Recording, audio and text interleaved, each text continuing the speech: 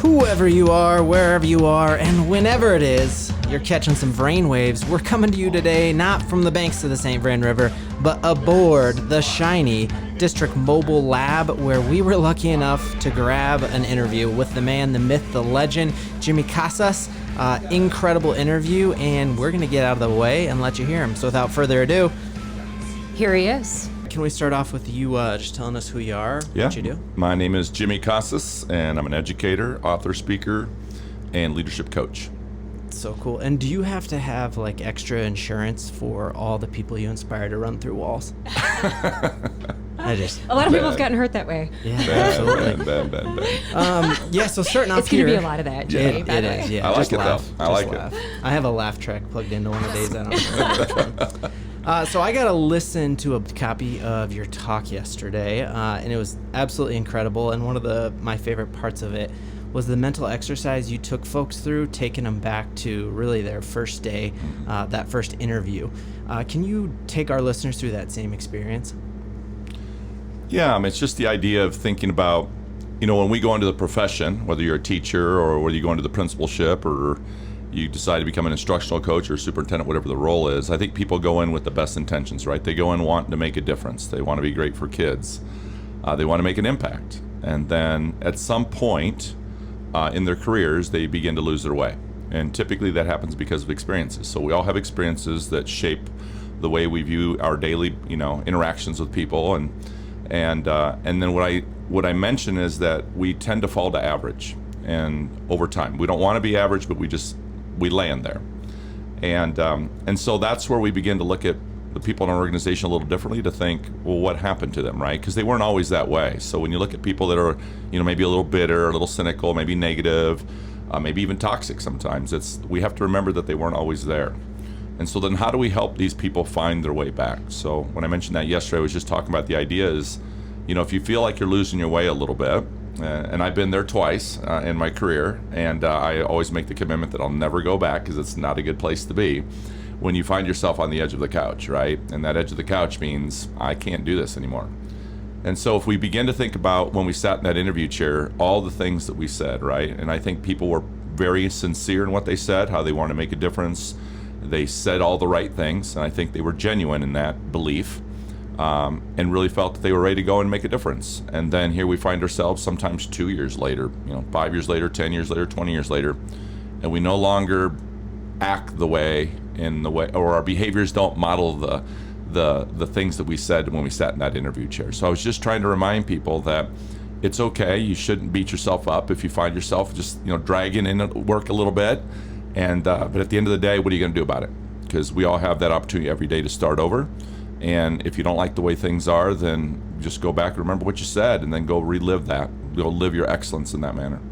That's awesome. I think a lot about like Elena Aguilar's work, or how do we keep ourselves resilient through all of this hard work that we have to do. And instead of like getting to that point where we're at the end of the couch and having to remind ourselves of our interview, how do you keep yourself going every day, or how do you recommend that people keep themselves really strong and true to that person every single day?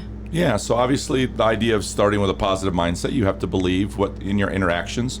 So see if this makes sense. I tell people all the time, like, people say, well, don't you ever get tired? You're on the road all the time, right? Well, of course I do. I got tired as a principal. I got tired as, in the work that I do.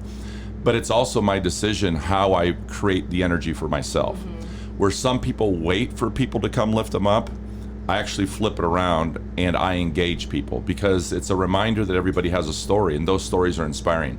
So if I'm intentional in engaging other people in conversation, reaching out, then what happens is they actually fill me up. They give me energy, right? Because those interactions are meaningful. They mean something. Those are experiences. And all day long, we have all these opportunities that walk right by us, and we don't engage. Like, we get on an elevator, nobody talks. It's just kind of awkward, right? And then sometimes you have the other way around, right? You get on the elevator and my kids are saying, Dad, please don't say anything, right? But it's the idea of the more that we engage and the more we give to others, it's amazing how much in return we'll get, and they fill our cup. So I just tell people, you take the initiative to fill your own cup. And then in the work that we do, it's just you find the joy. And what is the joy of the work? Well, for most of us, it's the kids. And I think what happens is we lose sight of that. And now we get into the grind. We're dealing with, whatever we're doing within our work every day that takes us away from kids. then I think we just have to remind ourselves and say, no, I have to be intentional because I'm here for kids and I know I've got this other work to do, but I can't lose sight of why I'm really here. Because as I always say, our kids are our most precious commodity, and we shouldn't lose sight of why we went into the work. So you talk to everybody on elevators, grocery stores, things like that? Like it can be kind of weird sometimes, that way too. But it's good, right? Because I tell people I often wear a Hawkeye sweatshirt when I travel because it's amazing how many Iowa Hawkeye fans there are across the country. And I love going through an airport and somebody will just go Hawks, and I turn around and say, hey, where are you from? And then all of a sudden you strap up a conversation, and it's weird, the connections. And again, it's just a reminder how small the world is. And next thing you know, like, well, I was there in 1985, and where'd you hang out? And it's just weird stuff. So, but again, you just walk away and all of a sudden you're just completely energized again, right? No matter how tired you were, there's just an immediate energy that comes from that. So we take the initiative to fill our own cups. We don't wait for others to fill it for us. I think that's such a cool way to live, because then that way, I mean, the more you listen and engage with other people, the more we can understand about each other, and the less binary and polarized we become. That's awesome. Yeah. I think people around the country fill their cup with your work daily. You do, was it #Thursday Thoughts you do? And I think all your work has definitely filled the cups of our listeners. We have a bunch of listener questions here that we'll get to as well. One of my favorite lines from your talk and from your book is that the biggest problem facing public education today is ineffective leadership, and that a lot of times that's greeted by cheers from teachers. So what do teachers usually think you mean by that, and what do you actually mean by that? Yeah, it's always interesting the reaction you get, right, depending on who you're talking to. If I'm talking to teachers, they might clap and kind of agree with me, right, because they think I'm talking about probably their principals or the superintendent or something like that. Yesterday, when I'm talking to principals, it's a little awkward because they're like, I recognize who my audience is, and this will probably be the last time I ever work in the state of Colorado. But it's not intended to be mean. It's intended to be thought-provoking, to begin to reflect and understand what do we bring to that, right? So I always tell people when things don't turn out the way you want them to, when you don't get the response you want, or people respond in a way that's kind of confusing to you, like, why did they get so defensive? Why did they get so upset? Rather than begin to look at them and say, well, there must be just in a grumpy mood today, right? It's no, what did I contribute to that? Was it my tone? Was it the way I approached it? Was my timing off? Was I not sincere in my approach? Or, whatever that is. So effective leadership begins to look inward first. And that's what I learned over the course of the year. I tell people I want my first 12 years back. Like, I just try to figure it out. I don't know what I'm doing. The problem with that is that in today's day and age, especially, there's not a lot of grace. There's not a lot of free passes, and there's so much scrutiny in the work that we do every day. So it's so complex and it's so difficult. And so I just try to remind people that if you begin to really break it down, we can blame all these other things. We can blame that there's mandated testing. We can blame that there's lack of resources. We can complain we don't have enough money. And then I remind people, then when was that year that we actually had enough money, right? We can blame the fact that we're dealing with so much trauma in our schools with our children today. And all these things are real, and they're all legitimate, and they are all issues. But to me, effective leadership would be able to bring a group of people together and figure out ways to address those situations in positive ways that doesn't hurt your culture. And so then what I try to do is just point out examples of where leadership is creating the issue, right? We actually are the ones creating the issue. But when I say we in leadership, I mean everybody, because everybody has the capacity to lead. The problem is some people don't see themselves as leaders. Well, that reminds me again, then that means I, as a building principal, then must not be doing a very good job of building capacity. If you, Ben, right, do not see yourself, if Becky does not see herself, if Colin does not see himself as a leader, then that tells me I'm not doing something effectively, because I can't run the organization by myself. And unfortunately, most principals go into the profession, we're kind of fixers by nature. Yep. We kind of think that's what we're supposed to do, and we just get beat up. And then we feel not valued, we feel not appreciated. The next thing you know, we find ourselves on the edge of the couch. So it's really to begin to reflect, because I always say that without reflection, there is no growth, but that's really the only way you can continue to get better, is to reflect on our own practices and say, what am I contributing to that, and what do I need to do differently? Because obviously I must not be doing something right, because there's no reason why Colin should feel that way if I've managed that situation appropriately. And then that just transcends right down to the classroom. It's the same thing, right? If teachers are doing things in the classroom, they have to internally look inward. Why am I not getting the response? Why did that student respond to me that way? I don't know, but there's probably a likelihood that you somehow contributed to that somehow. It's very rarely an all or nothing. And if we could just remember that and all own it for ourselves and realize, hey, I'm not perfect, but I do have a responsibility to try to work through this in a positive way. Because again, when we sat in the interview chair, that's what we said we were going to do. And now all of a sudden, we have people just not managing those situations appropriately. So you talk obviously about culture a lot, and Culture Meets Strategy for breakfast. We hear about, how important culture is all the time. When you were a principal and how you deal with people now, how much of your time and energy do you invest in building culture in your school, in classrooms? Why is it the most paramount thing that we can focus on, and how much do you focus on it? Yeah, because if you think about culture, people define it so many different ways. If you look up the dictionary Webster definition, it's going to talk about the rituals and the norms and the customs and the traditions and all these things, and that's all part of culture. But I just try to simplify it. And if you think about climate and culture, if you think about it, when you walk into an office, you walk into a building, you walk into your home, there's a certain climate, there's a certain feel to it, right? You can feel it when things like something just seems off, like, is everything okay? You just sense it, right? You walk into a classroom, you know something's not right. So it's more like the way you feel, but culture to me is just how we behave in the organization, right? It's how we conduct ourselves. So, if you think about Todd Whitaker, he'll often share, the worst behavior that we're willing to tolerate in our organization will become the culture of our organization. And it's a reminder that if people are not acting appropriately and not conducting themselves appropriately, then we have a responsibility to manage that a little bit better.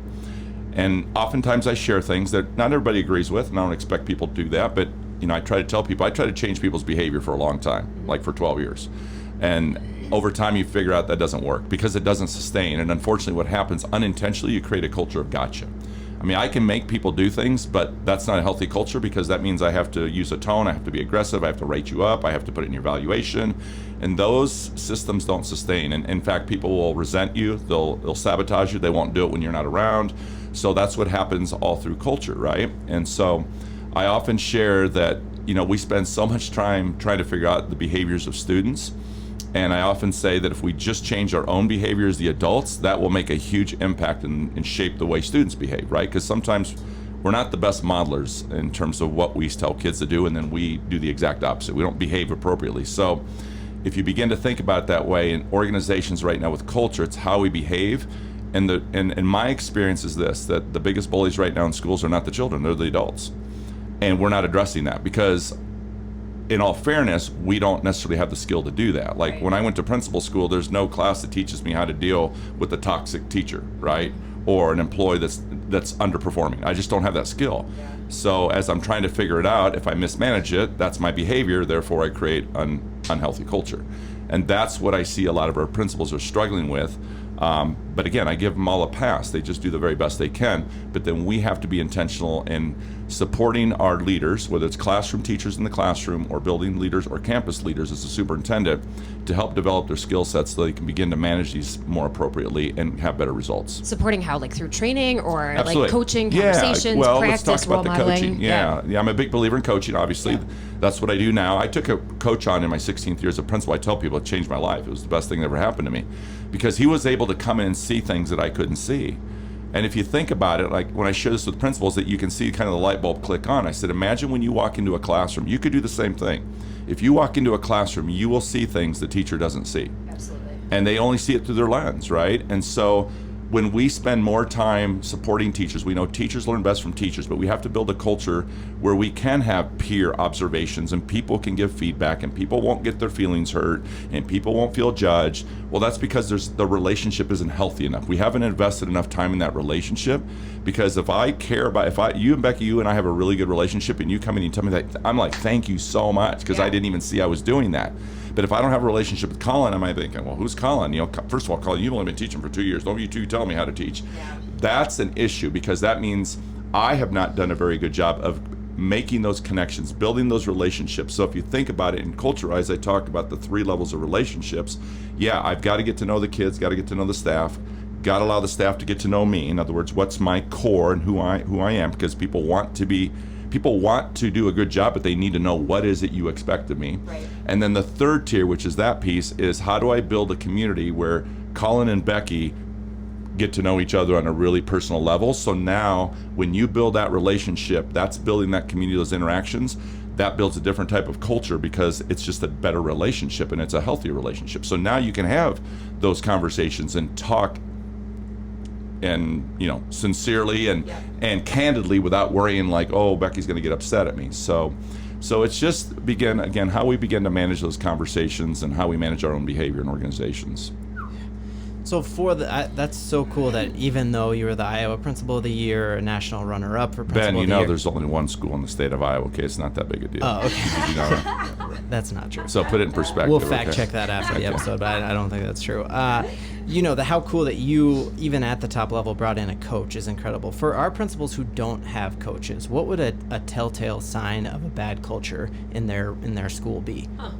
Tell me that again. Say that again. What would it, like for a principal who doesn't have an outside perspective to come in and be like, oh, it's toxic here. What are some things that they could look for and know that I they see have what a you're saying. Sure. bad So culture? yeah, I mean, not every school is going to be able to afford to bring in a coach to work with them and support them in that manner, right? So whether it's through trainings or workshops or whatever, but it's interesting. If you look at professional development dollars that are spent in districts across the country for teachers, right, compared to administrators, it's so unskewed, right? It's so it's not equal in that sense. Totally.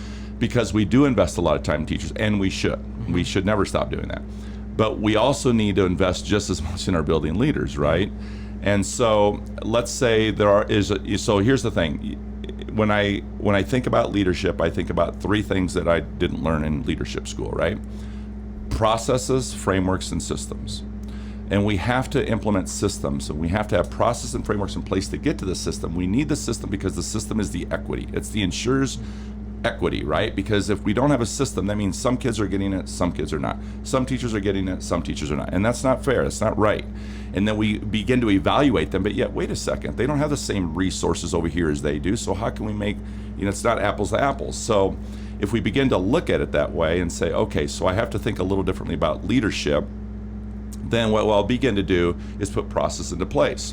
So if I'm a district and I hire a principal or I hire a teacher, whatever the staff member is, I already have to have process and frameworks in place. So it's one thing to hire people, but the real question is, so what's your process for onboarding? What's your framework to continue to grow and develop these individuals so they continue to get better and better year after year? But what we're seeing is actually the exact opposite. They come in really high, doing really well, and over the years they go the other way. Why is that? That tells me that district, that campus, doesn't have processes and frameworks in place to even how to develop people. So if you're a district and you brought 8 new people in this year, and I asked the principal, how many times have you met with those individuals individually since you hired them? I know you probably met with them the first week or when you hired them, but now it is February. How many times have you met them since then? I haven't. I haven't. So you basically just put them in there, and now you're expecting to figure this out all on their own. And that's, in my appropriate, it's going to create issues. That's the ineffective leadership I'm talking about. We're creating that issue. I call these undercurrents, right? Yeah. We see the culture here, but there's another subculture, which is the undercurrent. That's what we don't see. So now I blame the teacher for not doing a good enough job. But what I don't do is look at myself first and say, no, I created that undercurrent because I have no framework or process in place to continue to develop and grow that teacher. Well, it's the same thing with principals. So to answer your question, it would simply be this. If you're going to hire people, then you have to have processes in place to make sure you're supporting those principals as they go along through the school year. So that would mean this. From a district level, you either do that from a superintendent's role, right? You are there to grow and develop your leaders, or create a system where you bring all your principals from the campus, and then we can do it several ways, right? Instructional rounds, leadership rounds, where other people come in, doesn't cost anything. Yeah. But what's cool about that is it begins to build a community where the principals actually begin to support one another, because unfortunately we find that a lot of campuses right now, administrators, honestly, they're actually competing against one another in the same district.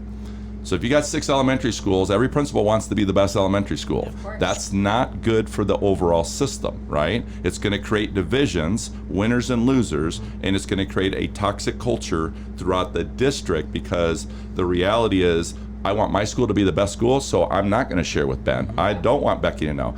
I want to kick Colin's butt and beat him, right?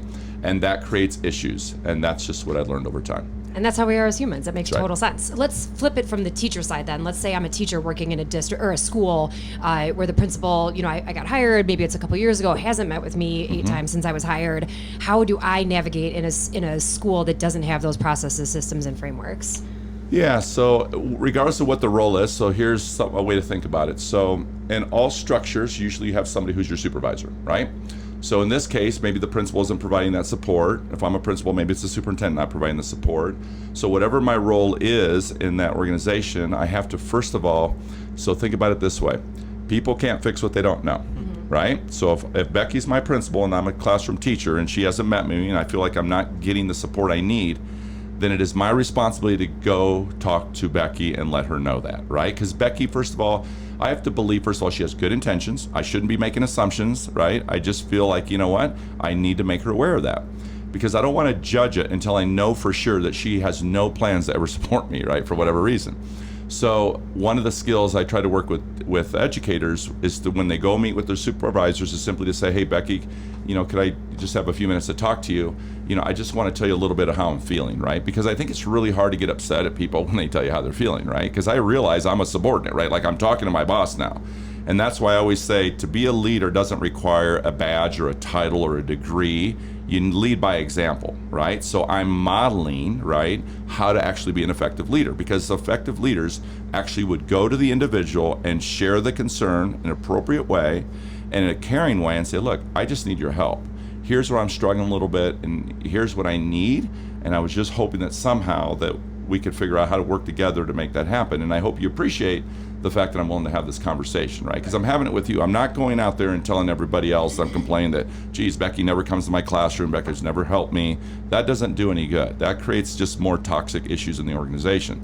So go to the individual where you're having the concern, go to someone who might be able to help you, reach out, because the bottom line is we all need help in this profession. If we could just remember that, it's not a sign of weakness, right? It doesn't mean you're ineffective. It just means, look, I don't know how to do this. Because if we knew how to do that, then we wouldn't be in these situations, right? So that's what I always tell people. If people don't conduct themselves appropriately, just remember, if they had the skills to do that, don't you think they would just do it? Right. So if they don't, then let's go support them and help them. So many awesome things we could dive into here. One of the lines I love in your talk is just the idea that a principal shouldn't be a lid. So talk to me about what that means and then how you did that as a principal. So let's just start with this. The mindset is always this. When someone comes to you with a complaint or someone comes to you with an idea, the analogy is don't be the lid. And if you've ever had to put the lid on you, you'll know exactly what I'm talking about. And that means the mindset for me is to remember that when people come to you with an idea or complaint, when they walk away, right? If it's an idea, let's start with that one. They come to you with an idea, they should walk away more excited about their idea than they were before they presented it to you, right? So that means I conducted myself appropriately. Ben comes to me with an idea, he walks away, he is super excited now, right? Now that doesn't mean that I say, oh Ben, whatever you want to do, we'll just do it, right? That's not what it means. It just means that if I manage that conversation appropriately, you'll be more excited about that idea. If you walk away feeling depleted, feeling defeated, then I put the lid on you because I start saying things like, Ben, I'm not sure we have the money to do that. Ben, I'm just a little worried about that. Just think of the liability of that, Ben, if we tried that. Ben, look, I'd love to help you, but there's no way they would go for it, right? That's my favorite always. Who's the they, right? Central office, right? We just put it right over to the district, right? So it's a mindset to begin that way. So how do we flip that around? We energize people, right? Because here's what happens, and here's what I did. So remember, everything I talk about, I did all these things. And that's why I'm always trying to remind people, it's okay. Give yourself a pass, but there are better ways of doing it. But now it's your responsibility to begin to look at it differently in terms of leadership. You actually have to transform the way you think in terms of how you lead people. It's not that easy, right? John Wooden always said that the greatest leadership tool we have is our own personal example, right? Which is a great quote, and I love that quote, especially from a person who loves athletics.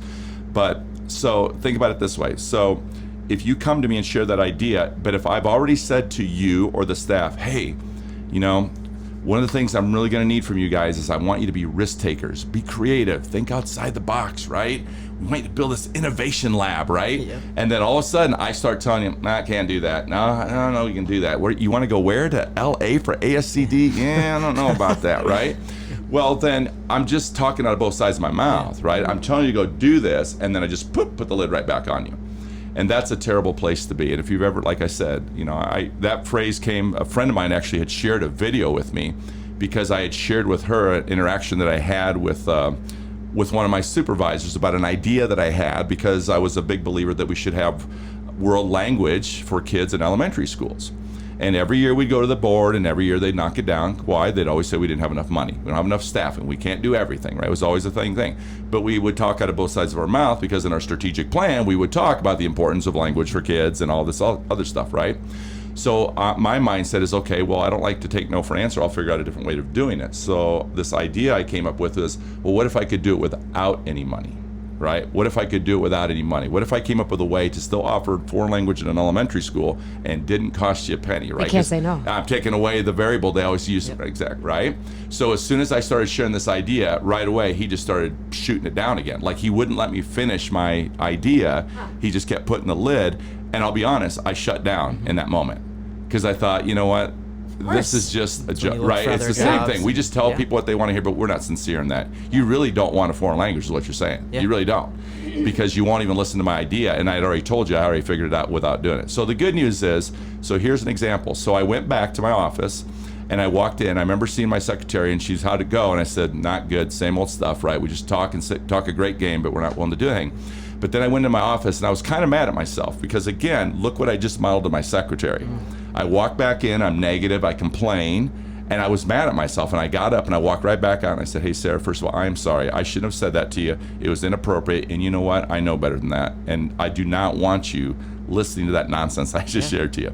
So then I called over, made an appointment with my superintendent, walked in his office and said, hey, I need to tell you something, how you made me feel this morning. And then I shared that story with him. I said, I want to tell you that I'm hurt this morning, because one of the things you share with me always is you love the fact that I always try to figure out ways to do things, and you admire that in me. And this morning I tried to present that to you. I said, but you didn't even realize that every time I tried to share that with you, you kept shutting me down. You don't even know what the idea is, do you? And yet we went there for the specific purpose for you to hear the idea. What's my idea? You don't know, do you? How do you handle that? I'll give him credit. Yeah. He apologized and said, you know what, you're right. And then we sat down, I shared the idea with him, and eventually we ended up doing it. And he said to me, here's what he said to me. He said, I appreciate that, and I'm sorry that, and again, that's the idea, right? Like, he didn't mean to do that to me. Totally. I could have walked out of there, now spent the rest of the day, the week, the year complaining about central office, complaining about my boss, and guess what? We would have never done these things. Or we could go and say, you know what? Maybe he just missed it. Maybe his mind was somewhere else. Maybe he was worried about these things. So again, that's why I tell people can't fix what they don't know. And so I always give them credit for that, because I did walk out of there and I said, I really appreciate that. And I said, just so you know, this conversation will stay here. Although I did share it with my secretary, but I did fix it already. What an incredible example of us all owning that culture. Because, you could have ruminated on it, been negative, and that trickles down to your secretary, but we all can fix it if we have the courage to kind of speak And in my up. first 12 years, I wouldn't have done that. I would have just kept blabbing it around and I would have been upset, bitter, resentful. We all do it. And unfortunately, that's what happens in a lot of our cultures. That's why a lot of our culture is unhealthy, because they don't have the skills to go have that conversation. Right. You know what else it reminds me of? You talk a lot about forgiveness in the book and the value of forgiving people. And a lot of times when I dig even like further into gossip or things when I'm seeing people not getting along, it comes down to a grudge that's maybe years old that they never talked about. Can you discuss like how forgiveness can be important to a school culture and how we can be better at that? Remember, people land where they land because of past experiences, right? So this one thing I shared with principals yesterday, like, I'll hear this a lot, right? I'll go into a school, and I've even said it myself, right? And it's just terrible to even say things like this, but we say things like, well, that person should have retired 5 years ago, right? That teacher is bad for kids, should be out of here, shouldn't be working with kids, should have retired. But the real question is that's actually not a teacher issue. That's actually a leadership issue, right? So shame on me as the building principal, knowing that teacher should have retired 5 years ago, and then I let that teacher stay there and look at all the damage they've done with children over those 5 years. Well, again, it's because I don't have the skill set how to manage that. So why do I avoid it? I don't know. Maybe there's a lot of reasons. And maybe that teacher is the way they are, maybe because of a past experience, which is usually the case. Well, unfortunately, here's what I found. The more I talk to teachers and interview teachers, especially those that are toxic, right? Because that's the work I do today. I go into organizations, I go into campuses, I interview teachers, I interview students, right? I interview the staff, because I'm trying to understand the culture through their eyes. That's where culture eyes comes from, right? See the culture through other people's eyes, not through your eyes. And the one thing more than anything else I've learned about teachers who have kind of lost their way is because at some point in their career, here's the sad part, an administrator played a gotcha game with them. So I come now in as the new building principal, I blame that teacher for being negative, and she doesn't like me because I'm a they, because there's a trigger there, and her trigger is she got burned by somebody who was an administrator at some point, so she lumps us all together. I just don't see that, right? And so I begin to judge that, and that creates the unhealthy culture. So again, the idea is that how do we then work with teachers and give them grace to understand that teacher at some point wanted to be great. They wanted to be great for kids, they've lost their way, and it's my job to try to figure out a way to get them back over here so they want to be great for kids again, because that's what I expect her to do in the classroom when a kid's lost his way, right? Yep. So if I don't manage that appropriately, that's where the modeling comes into play. If I mismanage that interaction with that teacher, then I'm going to be a hypocrite if I go talk to her about how she mismanaged a situation with a child. So if I expect her to champion for that kid, then I tell principals, then you better be ready to champion for that teacher, right? Now, that doesn't mean that you don't change the conversation, because they'll always say, well, what happens when they won't change? I said, well, then you change the conversation. But what you make sure is you always treat people fairly, and that you convince people that you care about them. So it comes from a good place. You're not playing gotcha. You're not being vindictive. You're not trying to catch people, right? Not gotcha culture. You want an I've got you culture. But you've got to figure out a way to have the conversation to bring them back over here. And that's a skill set. Again, we don't learn that in principal school, so that's where we struggle a little bit with difficult conversations. I wonder then if, because you mentioned it, because that's what we expect teachers to do with their students. So can we talk a little bit about that? Like how do you talk to teachers about the importance of believing in all of their students and creating the kind of culture where students feel like they can be the leaders in their classroom too? Right. So again, it's the same thing. Don't ask teachers to do what you're not willing to do yourself as a building leader. So we see that a lot. So that's the modeling the behaviors. So this is why it's important that principals or any leader of an organization leads from a core value, right? So again, let's say Ben is a teacher. He's struggling in the classroom. He's labeling children. He's talking down to children. He's sending kids out because he's frustrated. Well, again, I need to approach that situation in a way that convinces Ben that I want to be fair and that I care about him. Well, the first thing we've learned is oftentimes administrators that are working with teachers who struggle with children, we don't have the same relationship as I do with Becky, who is amazing with kids every day. Becky's amazing, she's patient, she's loving, she's caring, she's effective, kids talk and glow about her all the time. I get the reverse opposite about Ben. Parent complains, people don't want to take his class, kids come and complain about him. So I don't have the same relationship. So the first issue is, it's going to be really hard for me to have a conversation with Ben that he believes I care about him if I don't even have a relationship with him. So that's the first bias that we start as administrators. There's the undercurrent again, right? We just don't see that. I blame him, but I don't blame me. Because remember, I expect him to have a relationship with every child, even the most difficult child. Right. But look what I'm modeling. I don't even have a relationship. You know why? Because he annoys me, he's ineffective, and I just want him to go away, and I just wish he would retire. So I'm trying to manipulate it. I'm trying to change his schedule. I'm trying to, move his classroom. Hell, I offered him early retirement because I just want him to go away, right? There you go again. He should have retired 5 years ago. No, I should have been working with him for the last 5 years because he doesn't want to be that way. So again, the idea is I have to have a relationship with him first, and then if I lead from my core value, then I can begin to say, hey, Ben, let's talk, right? First of all, I can see you're really frustrated. Talk to me about what's going on. Then he's going to share with me whatever his experience is. I'm not there to judge. I'm not there to evaluate. I'm there to coach him. And then I have to be able to build that relationship and say, listen, Ben, maybe I've not done a good job of building a relationship. That's on me, not on you. So now I got to own that, right? And then I'm going to say something like this, but Ben, you know how important it is to me that we champion for our kids, okay? And I know right now Colin is frustrating you. What can I do to help? What can I do to support? Let's talk about what those interactions look like. Let's talk about what those behaviors look like, but I'm here to support you. But I am going to say this to you, Ben. At the end of the day, first of all, it's my job to work with you to make it okay in the end, but Colin is going to come back to your classroom, okay? So you and I have to work together to figure this out. So it's how we begin to partner with our teachers, not judge our teachers, not play gotcha games, but Ben has to believe that I care about him or he's never going to trust me. He's going to think I'm there to catch him. And that's what I've learned. So it doesn't even start there. It actually starts way before that. How am I being intentional building that relationship with Colin or Ben? Because I expect him to do the same thing with kids. Remember, I got to be careful because if I mismanage that, he's going to treat children the same way. He's going to give up on kids just like I gave up on him. What's that? The line you say, "We get what we model." Is that What we get is what we yeah. What we model. What we model is what we get. Yeah, that's amazing. So we've had several schools do culturalized book studies across the system. We asked them all about like, hey, what questions should we ask if we get you on the lab and you're here? And one of the things that I think has stuck out to our listeners and our readers the most is that idea of every kid has a champion. And one of the coolest questions that came in from a teacher was, what is our role to not only champion kids, but also champion families and parents? Absolutely. And how do you see that? Yeah, that's right. So, so when you look at like the core values, right, the core principles of champion for kids, expecting excellence, carrying the banner, being a merchant of hope, it isn't just for kids, right? We have to be a champion for everybody. Everybody needs a champion, right? We know that behind every successful story, there's a person who championed for that individual. Colin, you, Becky, you're not here on your own. Somebody championed for you. You got here with the help of others.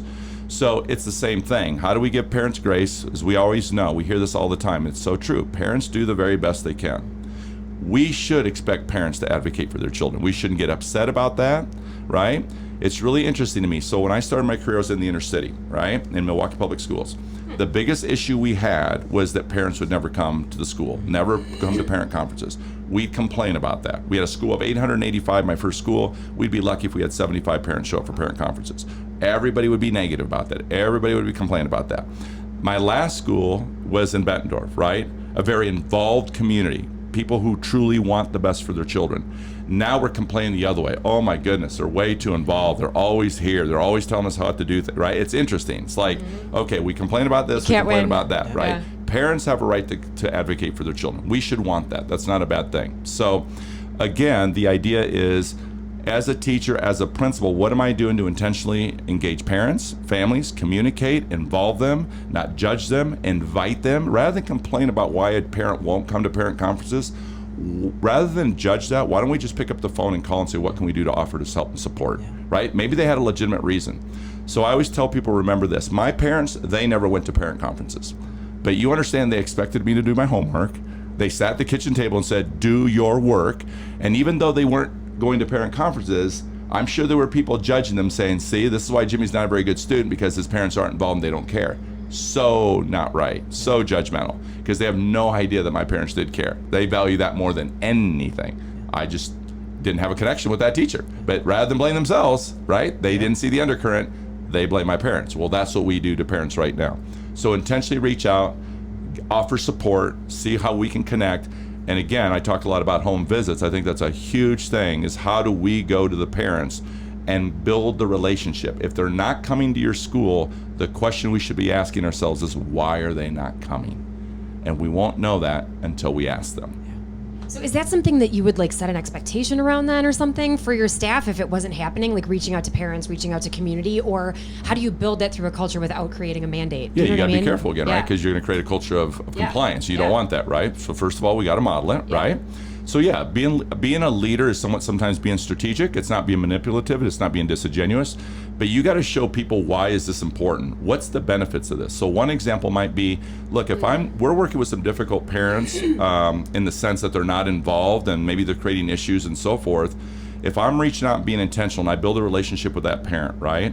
Then the strategy of that would be to invite that parent in, and maybe I have that parent talk to our staff about the impact. Maybe it's about Becky. Tell us the story how about Becky reached out to her, and people are like, wait a second, that parent, because his kid's always causing problems, well, why weren't they doing that with Becky's class, right? So the idea is to show people, right, the end result of what happens when we invest in people. Yeah. Could we mandate? Yes, it won't be effective. They'll do it, but they won't invest in it, so it won't sustain. So why did we do it, right? We'll be right back where we started. But if we give people time and we give them a process and we help develop their skills to do that, we model it for them. So if Becky, you struggle with making parent calls, remember there was no class in teacher school for you how to make an effective parent call. Totally. And when I talk to teachers about why they won't call to parents, you know what I find out is because some parent went at them aggressively, and it literally creates anxiety in them. They don't want to reach out to parents because they've had some bad experiences. That's why we shouldn't be judging, right? So again, it's to be able to bring Colin back in. Maybe I work with Colin and say, how about I call you in the room with me? I'll have him on speakerphone, because I've got to start modeling that for him and rebuild his confidence so he can make the parent call. There were times I can still remember as a staff meeting, we would actually give teachers time to go make parent calls, then come back, and then we would talk about those experiences and those conversations and what did they learn from it. So that's being more intentional in leadership rather than forcing it. It is still a little bit of forcing it, requiring it, but it's different because I'm not saying, hey, you got to make so many parent calls every week, right? Totally. That's a problem. I've had that before. That's not going to sustain. And some of us do it and some of us don't. Then. Right. So, but if I brought you on in and say, hey, I need your help, I need a favor, here's what I'd like to do. We've got a 2-hour PD this afternoon, but I'd like to take 1 hour of that, and I would like you to everybody go back and make 2 calls where you actually have a conversation with the parent, and then I'd like to come back and talk about those experiences. And when other people share those experiences, it begins to build a different type of culture saying, wow, well, maybe there is a benefit of that. Maybe I should do that. And then I'll quickly find out with those who struggle, well, then they just need more support. They need something more. It's how do we differentiate that? No different than we expect teachers to differentiate for kids in the classroom. It's still learning, and we have to teach them. All right, I'm going to ask a double whammy since we're on 40 minutes already. So I have 2 kind of questions, and I think they'll fit together. But one of the things that you talk about is how we have a fundamental responsibility to challenge our colleagues when they speak negatively about students. And I imagine about parents, about community, and just how, as we've been talking about, it's the undercurrent. It bleeds into a lot of conversations. And I imagine that that's something that we could put on, if we reflected about it, like our resume of failures, which you also advocate for in the book. So how do we work with our colleagues in a way that doesn't put them on the defensive and feel like we're judging them? And then also, what value have you seen in writing those things down and talking about how we can improve on those failures ourselves? Yeah, the first one's a little complicated. It's actually, I don't try to make these things easy, right? Because it's not my first rodeo, and I understand how difficult these things can be. So the first thing is, I'll say this. When it comes to gossip in an organization, I believe that is a leader's responsibility to address. I really do. I think it's really difficult for me to say, Ben, well, you should be talking to Becky about that, right? That's just a lot to ask for, right? So to me, if building leaders are not managing those conversations and addressing that gossip or that negativity, that's going to create all sorts of issues in your culture, right? And so what we need to do is say, for me, it's like, so if Ben comes to me to gossip about somebody, right? That could happen, that happens. He wants to come gossip about you, saying, hey, Becky's doing this, Becky's doing that, right? I need to have the skills how to manage that conversation appropriately, but at the same time not hurting my culture, because I need to make sure he still trusts me after that conversation. So first of all, I can't be participating in the gossip with him, saying, oh, I know, you have to understand, Becky's just a little negative. No, can't be saying that to him, right? I can't be saying, hey, Ben, I appreciate that, but you know what, just ignore it, it'll go away, right? Yeah. I can't say, hey, Ben, well, you need to figure that out, work with Becky. You need to, she's your colleague, you're the one working with her all day. Yeah. Tell her tell her to knock it off. Yeah. These are the things that building leaders are doing, where I should be saying this, hey, Ben, first of all, thank you so much for coming to me. And I appreciate the fact that you felt you could share that with me in confidence. And I want you to know that will stay right here in this room, okay? So let's talk to this a little bit, okay? The first thing I'm going to say to you is, remember, it's my experience is most people don't want to be that way, okay? And I'll be honest, I've been that way, you've probably been that way, so we have to remember that Becky's probably, for whatever reason right now, I don't know why she's behaving the way she's behaving based on what you're sharing with me, but here's what I will say to you, we got to figure out why, okay? Now that's not your responsibility, that's my responsibility, but I do need your help. So let me ask you this, first of all, why are you sharing this with me, and what do you want me to do with that information? Okay? So he's going to respond. He might say, Jimmy, nothing. I just want to let you know. Thank you. I appreciate that. Again, I'll keep this in confidence, but let me circle back and see if I can figure out a way to manage this without bringing you into it, because I don't want to create issues for you. He's going to appreciate that. He might say, Jimmy, I want you to do something about it. Okay. So Ben, let's talk about that. Okay. Because if I do something about it, I want to make sure I protect you in that. So then I need to go experience that for myself so I can address it from my experience, not your experience. All right. So that's going to maybe take a little bit of time, but I'll make sure I communicate to you and you tell me if you begin to see a difference in that, okay? But that's my job to manage that. So the idea is, Ben might say to me, Jimmy, I don't care, you can tell her. I don't care if she does know that I told you. Okay, I just want to make sure. But even so, I'll still do it in a way that protects you. I'm not going to go gossip to her that you're doing this, right? So we've had that conversation. I go to Becky and say, Becky, listen, first of all, how you doing? Things going okay? Hey, just want to check on you and see how things are going, right? So again, I don't need to solve this problem today. That's the thing I tell people. Based on what you share with me, I might let it go in that moment, right? Yeah. I might address it. If you give me something to go off and say, well, I'm just really frustrated right now. Okay, so talk to me about that. What's got you frustrated? So the more I learn about you, right, the more you might eventually lead me to the road is that frustration. I might say, so let me ask you, is that frustration coming out in any type of ways that you're worried about? Like, are you worried like that? Is that frustration coming out in public? Are you sharing that? And you might say, well, yeah, the other day I shared it in front of my colleagues. And I'd say, okay, so talk to me about that. How did you feel about that? Well, I felt badly. Okay. So let me ask you this. So are you worried about that? Like, what's your concern now? Well, I'm worried that people are going to view me. Okay. So let's talk about that. How can you fix that, right? Well, I don't know. Maybe I guess let's talk about that. And so my idea is I'm always asking questions and I'm trying to coach. I'm not judging, but you might be the reverse opposite. You might say, no, I don't know what you're talking about. I'm perfectly fine, right?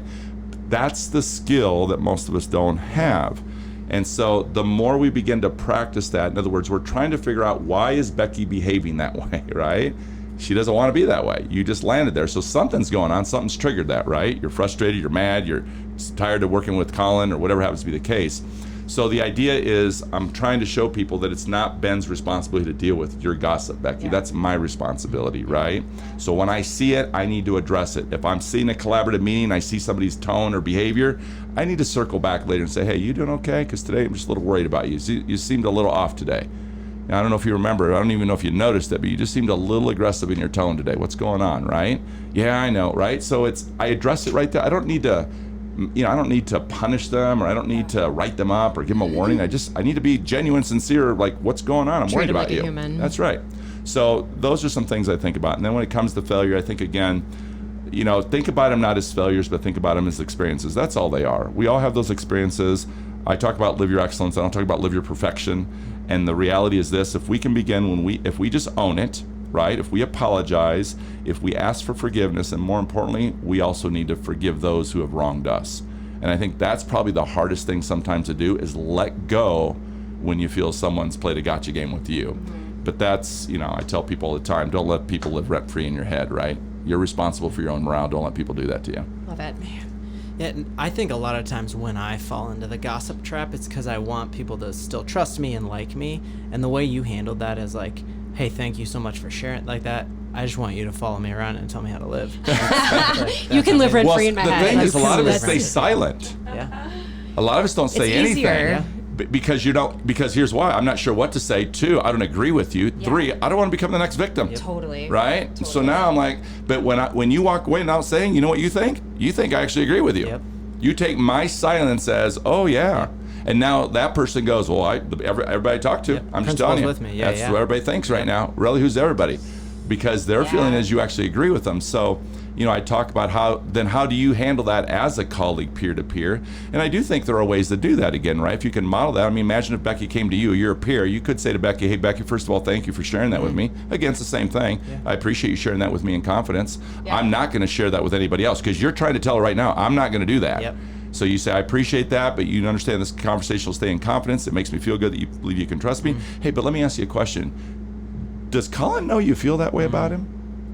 And of course she's going to say no, but she's not used to that, right? Now watch, put her back on the defensive. You could say something like this: well, I have to tell you, my experience with Colin, I'm not seeing that. Yeah. I'm not, because you're defending him and she doesn't like that. Yeah. Right? Now it's a softer way, because you won't necessarily become the next victim. But what will happen is she'll quit coming to you to gossip. Yeah. Because you're not giving her what she wants, right?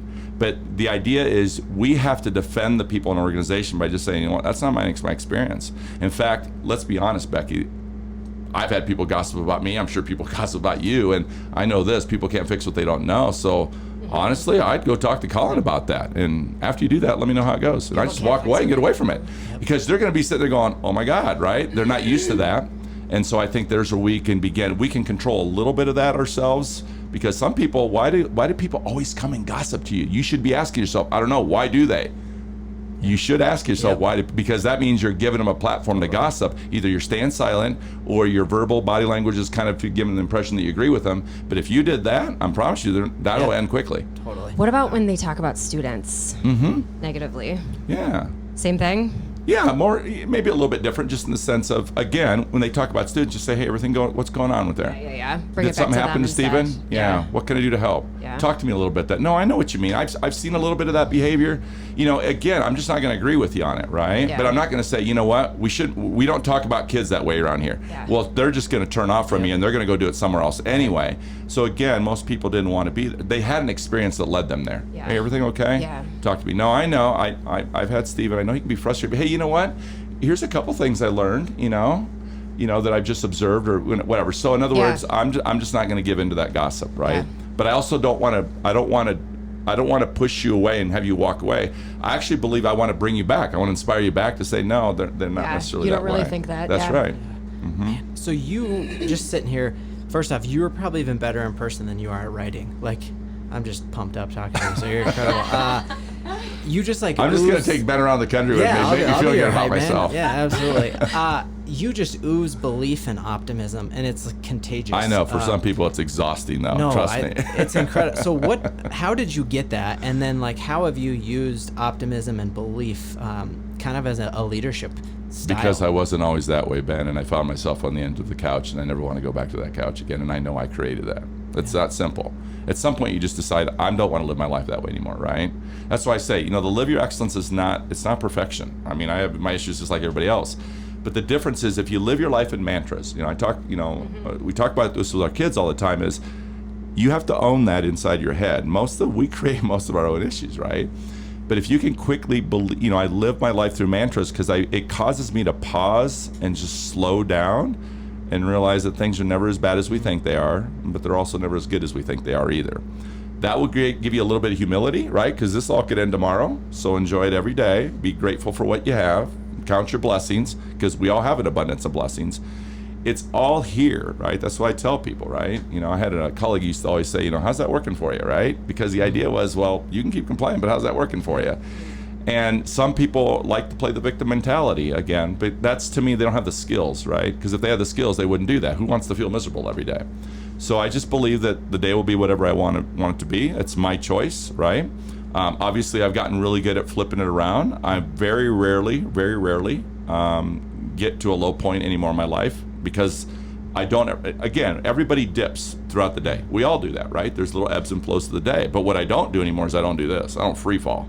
And I certainly don't get stuck there. I don't go 2 or 3 weeks going, God, I don't know what's wrong. I've just been in a rut the last 3 weeks. Yeah, that's not good, right? Because imagine all the damage you've kind of done for those 3 weeks. So it's normal to dip, but I just get myself out of it. And again, how do I do that? I engage people because he'll fill me right back up, and that's me. So remember, I think we're all falling to average every day. That's the hard part. I mean, I do say the world's full of average. It is. If you pay close attention, everywhere you go, watch how people interact. The service industry, watch how people treat one another. I'm going to an airport today. People will be losing their minds. I guarantee you that. Because of the weather, because of cancellations. And if I sit back and observe that, it's interesting. I see all the undercurrents. They don't see it, right? And it's what I've learned from that is, people doing the best they can. You really think they want to be yelled at all day today? You think they really want it to snow and cancel all these flights? Yeah, that's exactly what they wanted for you, right? And so it's just to flip it around, and I know. But for some people, they don't like that, right? I mean, you have people in your organizations that there are people who walk in the organization every day happy and loving the work they do, and other people look at them and go, why is she always so happy, right? Can you see it? Yep. That's what happens, right? Same thing but on Twitter. that's why I say, don't let people take away your excellence. Yep. Don't let people take away your excellence, right? And we are going to screw it up. So when we do, guess what? Well, my personal excellence starts over again right now. Yep. I'm not perfect, but I'm gonna make it right. I'm gonna make it right, and I'm gonna just go try to be better. That's all I can do. Yeah. You're amazing. I think that's kind of all we have time for. Was there anything else that the listeners asked for that we wanted to make sure to touch on? Probably. I mean, we have like thousands of questions. I know, don't know you if see it all these fit with papers. this, but yeah, I mean, Well, maybe they overlap too. Maybe the themes overlap. No, it definitely did. Yeah, it does. That was a pretty good wrap Maybe up. we will end on where can listeners go to learn from and with you? Anytime people want to reach out, I'd love to connect with people. So obviously through social media is the easiest way. So you can either start with a website, jimmycasas.com. My Twitter handle, my Instagram handle, and my Voxer handle are all the same, Casas_Jimmy. So those are easy ways to reach out. And obviously through the website, there's emails on there they can connect and so for hell, there's even a phone number on there you can call if you want. So Do you have another book in the works, or what are you up to now? Just coaching on that? It's finished. It's coming out probably here in about 6 weeks. What is it? Tell us everything. It's called Live Your Excellence, Bring Your Best Self to School Every Day. Nice. So it's a lot about how we go into the profession ready to do the best we can, and what we don't realize is we miss it, we don't see it. And so how do I try to help people see where we're creating the undercurrents, right? What I call the undercurrents. That's the subculture that you don't see. And then what can we do about it? And here are better ways to maybe approach it that gets you better results. Awesome. And, well, maybe we'll grab that and talk to you about that at ASCD. Yeah. There you go. That'd be cool, I'll be man. there. Oh, that'd be awesome. It'll be out by then. Yeah, okay. No, ASCD, that's Yeah. no, it's March. It'll be Yeah. close. Cool. It'll Yeah. be right around there. Cool. So we'll see. Cool. Well, thank you so much. You are literally the best. Yeah, that Thank was you, really Ben. fun. Thank you, Yes. Becky. Thank you so Colin. much, man. You guys are awesome. I appreciate you guys. Thank you. Thank you, Colin. All right, let's close up shop. Becky, what'd you learn? Man, I was really just enamored with the way he spoke so clearly and with such experience about vulnerability and really talking to people, not as gotcha, but as humans like we are. We all make mistakes. None of us want to be negative people, but we all find ourselves falling into those traps. So, how can we just be more careful about that and how we can keep each other accountable? I thought that was just awesome. He was so much fun to talk to. Absolutely. Yeah, he was incredible. I really recommend all listeners check out his book. We'll link to all that in the show notes. And for the very first time ever, we have also videotaped this. So if you want to see us in 4K with Jimmy Casas, check out our YouTube channel, which will also be linked here. And as always, Have a great generic time of day.